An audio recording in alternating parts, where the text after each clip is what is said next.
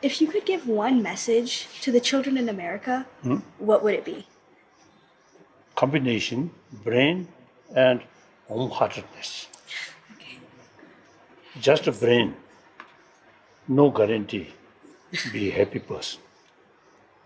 Sometimes very intelligent person, educated people become most troublesome, troublemaker. So combined with warm-heartedness, or then these intelligence become more positive, constructive. That's important. Like the Nalanda masters, their brain is something very unusual, or, and they utilize their brain maximum way, not just faith, but meantime the moral principle there. So their sharp brain become constructive. Thank you.